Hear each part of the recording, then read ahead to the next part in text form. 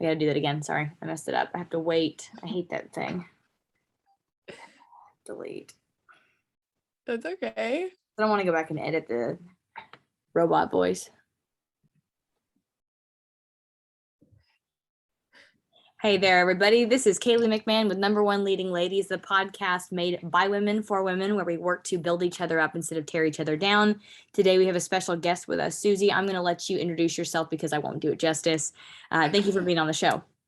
Yeah, no, thank you so much, Kaylee. I'm really excited to be here. So for everyone, my name is Suzy Sevier. I actually currently live in the UK, but I am investing in the US. Yes, I'm very, very American. Nothing about me is British. But my husband is going to school on this side of the pond. So that's what brings us over here. But as I said, I am an active syndicator. My whole entire journey started when I was living over here. I recently left my W-2 like 3 months ago. So now I am full-time real estate. And I guess since we started at the beginning of this year, we've taken down 5 properties totaling 388 apartments. So Wow. we're pretty excited. Absolutely. Well, thank you so much for being on the podcast today. One of the first things we wanted to talk about, now that we know a little bit more about you, is a little bit about your journey. So, everyone's journey is different. For example, a lot of people think that when you become an entrepreneur that you get to decide all of your schedule, you get to decide where obviously where you live, but people think it's kind of glamorized. So really want to dig deep into what it actually takes to get to traction. So, there was a point in time where you're like, here's an idea. The idea likely had to get put together into reality, then get funding, and then move into actually like executing and then getting to profit, basically. So what did it look like for the process for you? Some people like myself had to put their first business on a credit card. You didn't have the funds for the first deal or whatnot, or live with their parents or whatever, and scale back to make it work. But from going from idea and a business plan to actually executing and getting to profit, getting to traction, what did that look like for you? Yeah, that's a great question. So we actually talked to a lot of vendors and figured out how many would allow us to pay them when the deal closed.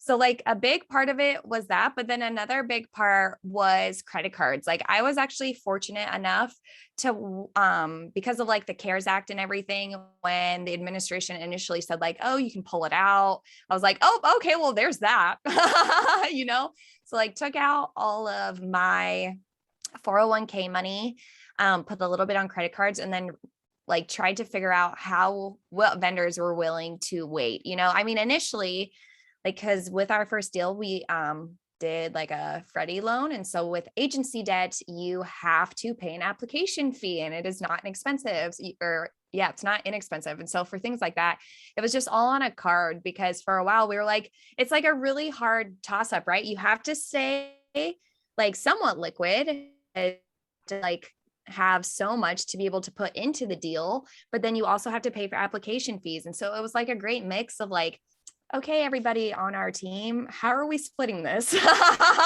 Because like we had 2 people on our team who had already invested, but like they weren't in our deal to do that part, right? Like they were in it for the balance sheet. They weren't in it to like put in money and help us that way. And so it was like, okay, we're going to have to figure this out a different way. So no, as you did mention though, it was literally part of taking out my 401k, putting a little bit in credit cards, and really digging deep to find vendors. Even like, our SEC attorney, he's like, okay, yeah, you can pay when it closes. I'm like, cool.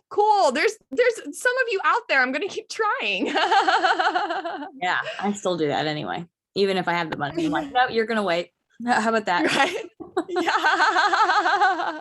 Okay, very cool. So that kind of takes us a little bit from getting started idea phase to getting to traction and being able to make it make it work. So my understanding as far as traction goes is being able to get through a purchase of a property. For all those who don't know, apartments are a little bit different than single family, but once you get through the process of closing, then there's usually some sort of acquisition, or there's usually a set of fees. And that's typically how payment works for the general partnership for their efforts finding the deal and getting it going. And then there's a process after that, of course, of whoever is asset managing, or, it can be divvied up a million different ways, but being able to, or whether it's equity or tax benefits or whatever, be able to then get to have that deal be profitable, if you will. So I think that that we kind of walk through as far as getting the deal closed. Now, as far as once the deal is closed, on that perspective of things, getting to traction. So now the project, hopefully, that y'all purchased was already profitable. But then as far as operations wise for your actual company getting paid, what does that look like so far? Where are you at in that process? Yeah, so we took like a 2% acquisition fee. Yes. And then a 2% asset management fee. So like for the asset management fee, it's split like 75-25. So I get that 75%. And then with the acquisition fee, we actually split that up between some of the general partners. But our first deal so far has definitely been the most challenging. And I don't know if it's because of the first deal or, so it just felt that way. But like part of our acquisition money actually had to go back into the deal for a variety of reasons, right? I mean, we could go so far into this, but when we built our team, like 3 of us were supposed to bring capital. And when, I just asked like, how much capital do you think you can bring? I just accepted a number that was a certain amount. And I never asked, why do you think that? And now forever going forward, that's all that I ask. And so then when it came to raising capital, it was like the conversation like, hey, how many people do you think you're going to have invest with you? Like we checked in like 2 days after our webinar, somebody's like 3. We're like, oh, okay, $300,000. Like, that's totally fine. They're like, no, 3 people. I'm like, no, like that can't happen. And so when you think somebody's going to bring $500,000 and they don't even think they can bring in 100, like we're like, okay, we're going to have to roll a big chunk of our acquisition fee back into the deal. And so that's actually what we ended up doing. And then we actually still have not paid ourselves an asset management fee yet. So these are all like really fun things to talk about, actually. So like, although we closed in February, we were just like, okay, we're going to wait to pay us the asset management fee until we know that we can like hit the pref, because we don't necessarily think it's fair. I mean, yes, the money is in there and it's in the bank, but like, I rather have it sitting there than having the investors know that like we took it out. And I know that's like a hard thing to talk about, right? Because like we still need money to live. Like that's the whole point of it. But I think that's actually what motivated me to like treat my second deal much differently. Like, what am I looking for? How much CapEx should we really try to bring? Like, how does the whole entire structure change so that if I can't pay myself for the first year, like what does the second deal do? And the second deal now makes it so much easier to not get paid from the first deal. But nobody really taught how you might not even get the acquisition fee right away because you put it back into the deal, and how you might not get that asset management fee because it just needs to stay in the deal. Right. There's a variety of things that can happen. I think that's with any business. So for example, I have a security company and then I'm working on a tech company, and it's similar but different. There's always a period of vesting. So people will put in funds or bring in funds, and basically you have to stick around for a certain period of time to make the business plan get executed, and then sometimes entrepreneurs, typically when they get started, and it's any industry, they'll usually put in like 85 to 90% of their profit back into their business.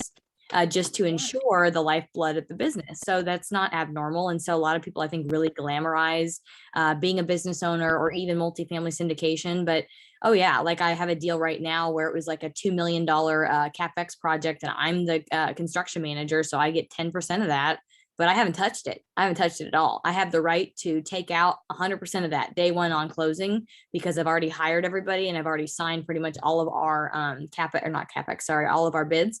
Yeah. And so they just have to be implemented basically. But again, because of a variety of things that I don't feel comfortable with and I'm not 100% sure on, I've left it in there. I haven't touched it because I'm just like, and luckily for me, like you guys probably have as well, just like any other startup, you got to go lean. You got to go lean mode. Like, Yeah. all of my personal expenses are really on the low side. Like the only big expense I ever have is traveling, and I do it real cheap anyway because I'm single. So it's like whatever. But yeah, as an entrepreneur, I think being lean like you guys are doing is really smart because stuff happens. Yeah. And I mean, it's just wild though, right? Because like in this journey, like when you're in meetups and you're at conferences, like everybody's just so excited to be there and be talking to people. Nobody's ever like, hey, so is it normal to not get an acquisition fee? Like that just never gets talked about. So I'm actually kind of glad that that was even brought up just because it's a huge part, right? Because a lot of people do want to end up leaving their like traditional 9 to 5, like I was fortunate enough to do that even without getting that first acquisition fee. I mean, technically I have it. Yes, it's in the deal, but it's not in my bank account. And so it's just wild how you have to like every deal just changes so much that like whatever you read in a book, that's not real life. No. It's not real life at all. And so I'm glad that you've been very transparent. I appreciate that because I mean, there's all kinds of twists and turns. I mean, like my very first deal, for example, whatever negotiation that you do, again, when you're new, that it's not always the best for you or for whatever, it was an extreme amount of effort that I was having to put in. I did everything, and I really did value myself enough to be able to, pay myself really at all for what I was doing. I think we all learn these lessons getting going. And part of it, I think too, is not knowing how much you can ask for, not knowing what is like the industry standard, what's available. And I'll just vouch that, for women in business in general, that's typically our problem, is that no matter what your industry is, it's agnostic, but going to either superiors or just Indeed or whatever, doing your research and saying, what will the market bear? Therefore, like when people, for example, there's certain thought leadership programs out there that don't like an acquisition fee. And there are certain investors that won't invest with me because of doing that. And I'm like, I don't know what kind of brain damage they've done to you, but honestly, the market will bear 2 to 5% of an acquisition fee. So that is just how we do it. And if you don't want to be a part of that, that's fine. There's plenty of liquidity in the market, so valuing yourself is a big part of starting a business too. So you're spot on there. Yeah. Right. Because even the beginning, it's like, for some people, it's even pretty lonely, right? Like entrepreneurship, if you don't have like that right tribe behind you, like, and you're doing it all on your own, like it even like that value itself should definitely be like acknowledged and paid for. Cause I mean, the people who aren't doing an acquisition fee are doing a disposition fee. So like one way or another, the fee is in there. That's right. Okay. So we covered a little bit about like, what does it actually take to get to traction? What does it really look like? And some of the other questions we like to ask are just personal. So for you as a person, Suzy, what would you say has been your biggest lesson?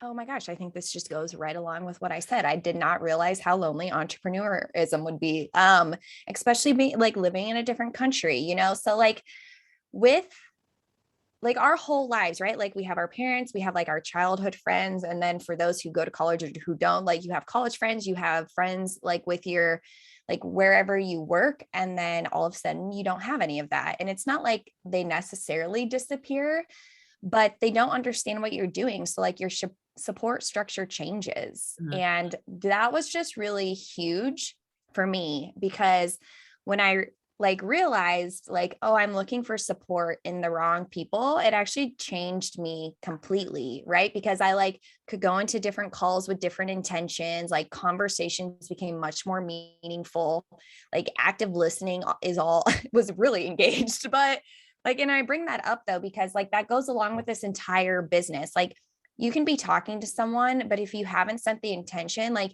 you won't actually get anything from it. And conversation will change, whether you'd like to believe that or not. But like when you know, like what you're there for, and this goes with any conversation, like with a vendor, with another investor, like with your banker, it doesn't matter who it is. Like when you go and you're like, oh no, these people support me, like you get so much more out of this like world, this real estate world.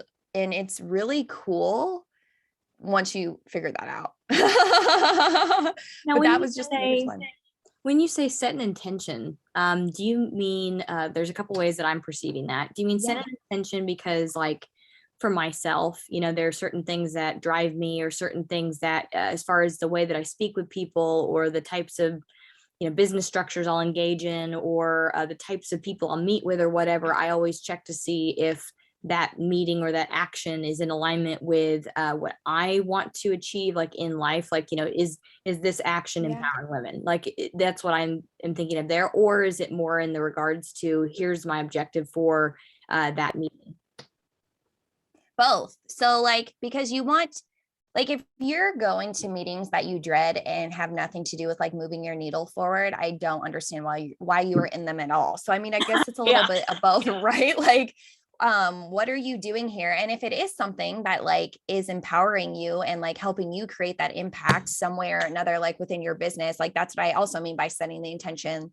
Like if like we have to call so many vendors sometimes and get so many no's, but like knowing that like this is my end goal, I will get it eventually, like helps you get through those no's. And that's a big part too.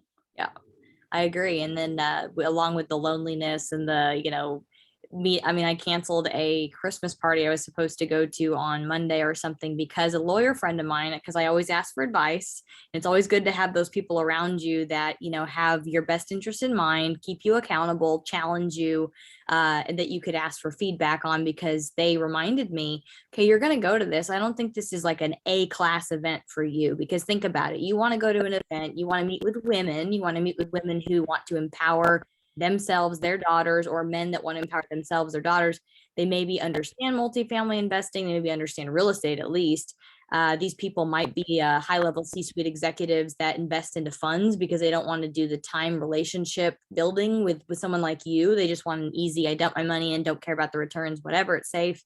So this doesn't seem like it's going to be an A-class event for you. And you may meet like one personal level lender that is there, but that could be set up at a separate meeting somewhere else. And there's also, for me, someone at this meeting that made me extremely uncomfortable, that I didn't want to be around because of the types of comments this person makes and degrades other people. And I just don't put up with that. So I decided, after speaking about this, that wouldn't be worth the time to be there. So like you said, if you dreaded, if, setting the intention, I think, is so important, because then I instead went home and I was like, okay, I'm going to knock out this funnel and I'm going to do this other stuff that I have on my backup list of things to do. Yeah. So being very intentional with your time is very important. Good point.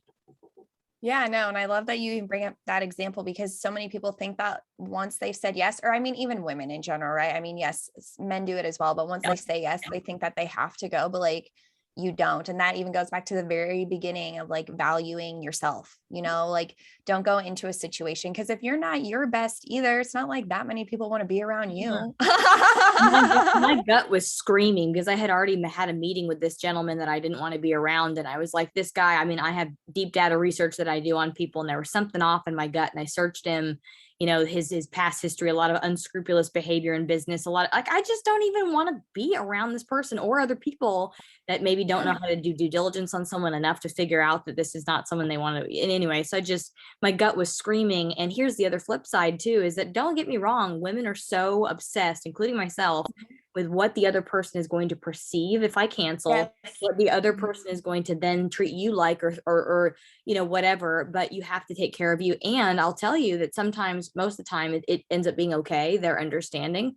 This time for me, this person has not talked to me since I basically said, forget about it. And this person, it was kind of like a resource as far as legal, real estate, things that are going sideways. I can call them and they can say, help me here, that, this, that, and the other.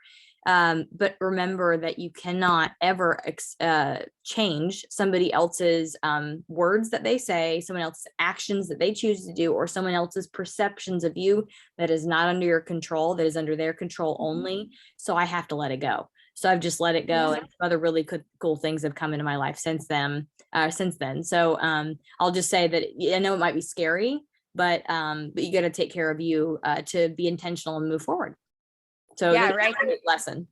Yeah, no, exactly. Cause it's even switching from like scarcity mindset to abundance, right? Like, yes, you'll miss one and one person might like think differently of you, but think of all the other people who will like congratulate you for doing what you did. So it makes That's a huge right. difference. I think if you stay true to yourself and stay true to who you are and you're consistent, I think then you become trustworthy and believable because you're not trying to please other people. People know you will stick to your standards or your ethics or beliefs. Yeah.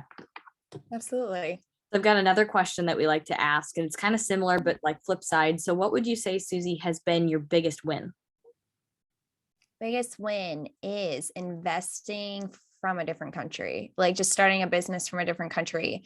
So many people say like, even just investing, right? Because like that's the biggest business venture that I do. Like, oh, well, you're not going to be there. Like, it's not in your backyard. How are you going to do it from a state away? Like, I'm telling everyone listening, like, you can literally do it from anywhere in the world. And if we all want like that time freedom and that like location freedom, like I have literally given it to you.